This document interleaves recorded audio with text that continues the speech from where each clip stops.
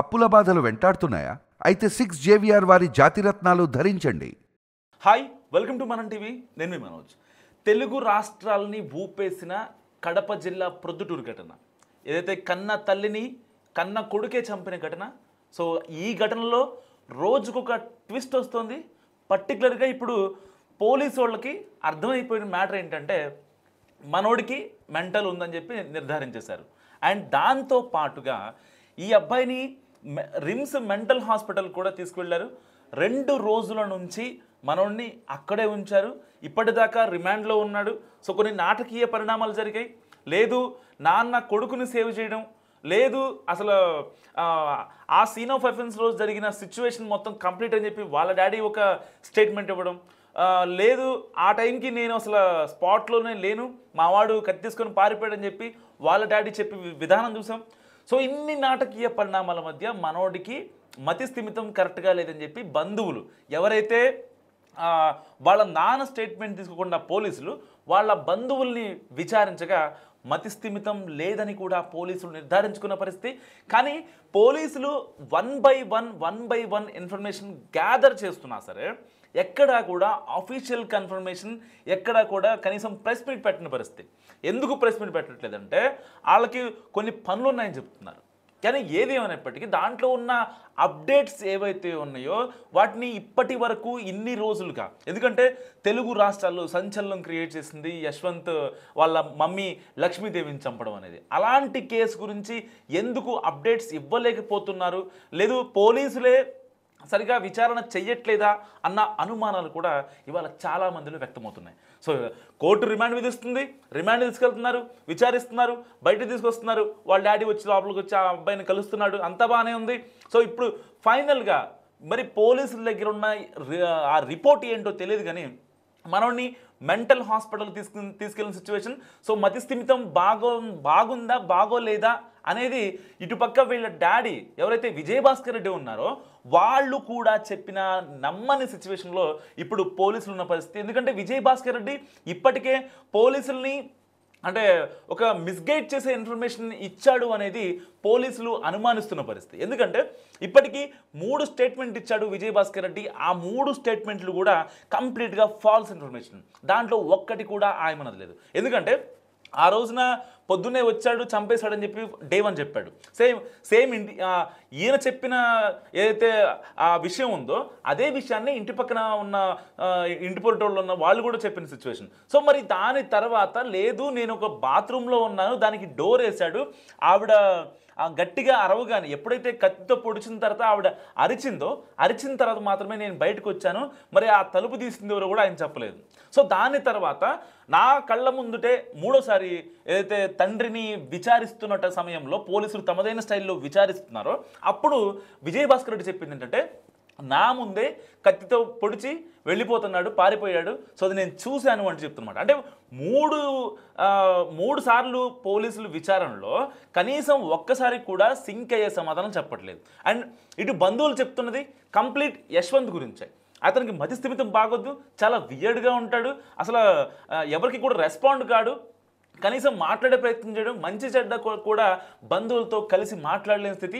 Even వాళ్ళ అమ్మతో కూడా డబ్బుల కోసమే మాట్లాడతాడు కాబట్టి కనీసం ఇంటి పక్కన వాళ్ళు కావచ్చు, బంధువులు కావచ్చు, వాళ్ళతో మాట్లాడు అనేది క్లియర్ కట్గా విజయభాస్కర్ రెడ్డి కన్నా కూడా ఇక్కడున్న బంధువులు ఎవరైతే ఉన్నారో వాళ్ళు చాలా గట్టిగా కరాఖండిగా చెప్తున్న పరిస్థితి.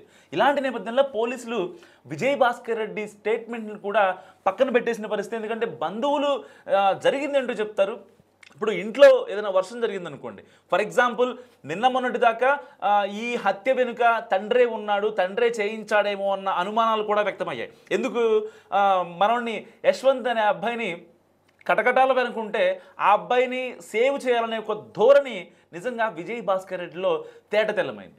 దీని తర్వాత చాలామంది అనుకుంది ఏంటి, ఓకే అంటే ఏదో అవసరం కోసం కొడుకు ఎలాగో మతి స్థిమితం లేదు కాబట్టి ఆ అబ్బాయి చేస్తే ఎటువంటి ఇబ్బంది ఉండదు అనే ఒక యాంగిల్లో చేయించి ఉంటాడని చెప్పి చాలామంది అనుకున్నారు.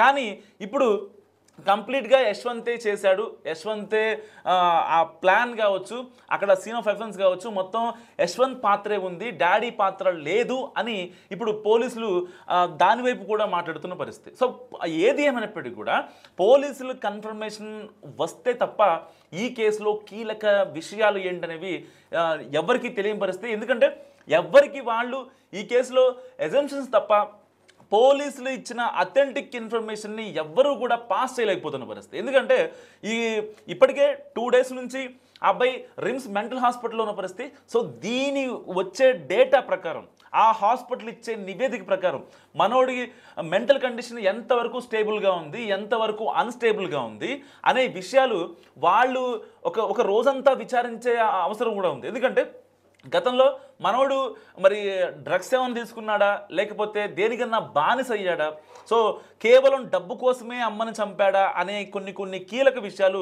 అక్కడి మానసిక శాస్త్ర నిపుణులు ఎవరైతే ఉంటారో ఆ సైకియాట్రిస్టులు వాళ్ళు ఫైనల్ చేసిన తర్వాత పోలీసులు ఈ విషయంలో కన్క్లూడ్కి వచ్చే అవకాశం ఉంది. సో ఇప్పటిదాకా విజయ్ భాస్కర్ రెడ్డి కొంచెం పోలీసుల్ని, పోలీస్ శాఖని, ఆ డిటెక్టివ్ ఇన్స్పెక్టర్లు కావచ్చు వాళ్ళందరినీ కూడా మిస్గైడ్ చేస్తున్న తరుణంలో చాలామంది విజయ్ భాస్కర్ రెడ్డిపై అనుమానించారు. నిజంగా అనుమానం ఎవరికైనా ఉంటుంది, ఎందుకంటే ఇవాళ రేపు భర్తల్ని భార్యలు చంపడం, భార్యల్ని భర్తలు చంపడం ఎంత క్వైట్ కామన్ అయిపోయిన నేపథ్యంలో అసలు కొడుకు ఎలా చంపుతాడు, అతనికి ఇన్నోసెంట్, మతిస్థిమితం లేదు, ఇంతకుముందు నాటుమందు కూడా వేయించుకున్నాడు, పలుమార్లు నేను దేవుణ్ణి అని చెప్పే ప్రయత్నం చేశాడు, దానివల్ల నాటుమంది వేయించారు, చెన్నైలో బీటెక్ బాగానే చదివాడు, దాని తర్వాత హైదరాబాద్ వచ్చాడు, హైదరాబాద్ వచ్చిన తర్వాత ఒక 3 ఏళ్లుగా కంటిన్యూస్గా జాబ్ సర్చింగ్లో ఉన్నాడు, ఇంట్లో వాళ్ళు ఎంతో కొంత పంపిస్తున్నారు, ఆ డబ్బుల్ని యూజ్ చేసుకుంటున్నాడు, అంతా బాగానే ఉంది. కానీ మతిస్థిమితం లేదు అనేది రీసెంట్గా బయటకు వచ్చిన ఇన్ఫర్మేషన్. అది పోలీసులు తమదైన స్టైల్లో విచారణ చేసిన తర్వాత మాత్రమే ఈ విషయం బయటకు వచ్చింది. మరి ఇలాంటి నేపథ్యంలో ఇప్పుడు యశ్వంత్ మతిస్థిమితం లేదని తేల్చుతారా, లేదంటే మతిస్థిమితం ఉంది బట్ ఈ అబ్బాయి కొన్ని విషయాల్లో ఏదైతే పని జరగదు అనుకున్న సమయంలో అతను చాలా వియర్డ్గా మారిపోతాడా అన్నది ఇప్పుడు ఎవరైతే ఆ రిమ్స్లో ఉన్న సైకియాట్రిస్టులు తేల్చాల్సిన పరిస్థితి. సో ఏది ఏమైనప్పటికీ కూడా ఇక్కడ విజయ్ భాస్కర్ రెడ్డి కొన్ని ఇచ్చిన స్టేట్మెంట్స్ ఇప్పుడు అవి ఎందుకు పనికి రాకుండా పోయాయని చెప్పొచ్చు. పోలీసులు దానిపై సరిగా ఫోకస్ కూడా చేయని పరిస్థితి. ఎందుకంటే అతను ఎంతవరకు కూడా కొడుకుని సేవ్ చేద్దాము అనే యాంగిల్లోనే మాట్లాడుతున్న పరిస్థితి కాబట్టి అతని స్టేట్మెంట్ జస్ట్ తీసుకున్నారంతే. సో కానీ ఇప్పుడు బంధువులు ఇచ్చిన స్టేట్మెంట్తో నిందితుడు యశ్వంత్ని, ఆ అబ్బాయిని రిమ్స్కి తరలించిన పరిస్థితి. ఇప్పుడు రిమ్స్లో వచ్చే నివేదిక క్లియర్ కట్గా వచ్చి ఒక 2 days నుంచి రిమ్స్లో ఉన్నాడు కాబట్టి రిమ్స్ వాళ్ళు కనుక ఇప్పుడు కంప్లీట్ ఒక నివేదిక, తన మానసిక స్థితి ఎలా ఉందన్నది ఒక కంప్లీట్ నివేదిక ఇచ్చినట్లయితే కనుక ఏం జరిగింది, అసలు ఎలా జరిగింది దానిపై పోలీసులు ఒక కీలక సమావేశం, ఒక ప్రెస్ మీట్ పెట్టి ఏం జరిగింది అసలు మొత్తం క్లియర్గా జనాలకి చెప్పే ఒక అవకాశం అయితే ఉంది. ఎందుకంటే ఇప్పటిదాకా కేవలం మానసిక స్థితి అంటున్నా సరే ఏం చెప్పలేం పరిస్థితి, బయటికి మాట్లాడలేం పరిస్థితి. ఎందుకంటే పోలీసులను కూడా యశ్వంత్ కొంచెం మిస్గైడ్ చేసిన పరిస్థితి. ఎందుకంటే స్టార్టింగ్లో ఎప్పుడైతే అరెస్ట్ అయిన రోజున అంత్యక్రియలప్పుడు కూడా యశ్వంత్ చెప్పింది ఏంటంటే, మా అమ్మకి తలకొరి పెట్టాలి, మా నాన్న అజ్జి పెట్టుకున్నాడు, కొంచెం దాన్ని పంపించండి బయటికి ప్లీజ్ సార్ అంటూ పోలీసులను వేడుకున్న పరిస్థితి. ఆ తర్వాత జైల్లో ఊచలు లెక్క పెడుతూ మా అమ్మ గుర్తొస్తుంది, నాకు మా అమ్మని చూడాలనిపిస్తుంది అంటూ ముసలి కన్నీరు కార్చిన వైనం. ఇటు మా కొడుకుని సరే జరిగింది మా కొడుకుని వదిలేయండి అని చెప్పి విజయ్ భాస్కర్ రెడ్డి మాట్లాడిన కపట నాటకం. సో ఇవన్నీ చూసుకుంటే పోలీసులకి ఇప్పటికీ కూడా క్లారిటీకి రాని అంశాలు చాలా ఉన్నాయి. సో అందుకనే ఫైనల్గా ఇప్పుడు రిమ్స్ మెంటల్ హాస్పిటల్ తరలించారు. సో దీని తర్వాత ఇప్పుడు కీలక ప్రెస్ మీట్ పెట్టి పోలీసులు చెప్పే పరిస్థితి, అసలు ఏం జరిగింది, ఆ రోజు ఏం జరిగింది, అతని కాల్ లిస్ట్ కూడా ఇప్పటికే తీయించారు పోలీసులు, దాన్ని కూడా అనాలిసిస్ చేశారు. సో డాడీకి ఇంకా యశ్వంత్కి వీళ్ళిద్దరి మధ్య కూడా ఏదైతే ఆ కాల్ డేటా ఉందో దానికి సంబంధించిన డేటా కూడా పోలీసులు తీసుకున్న పరిస్థితి. ఇంకా యశ్వంత్ సంబంధించిన వాట్సాప్ కాన్వర్జేషన్స్ కావచ్చు, ఎవరెవరితో కాంటాక్ట్ అయ్యాడు, దేనికోసం కాంటాక్ట్ అవుతున్నాడు అనేది కూడా పోలీసుల దగ్గర కీలక ఇన్ఫర్మేషన్ ఉంది. సో దీని అంతటినీ కలిపి మరీ కొద్ది గంటల్లో పోలీసులు ఒక ప్రెస్ మీట్ పెట్టి చెప్పే అవకాశం ఉంది. ఈ కేసు గురించి మీరేమనుకుంటున్నారో మస్ట్గా కామెంట్ చేయండి. చూస్తున్నాండి మన టీవీ.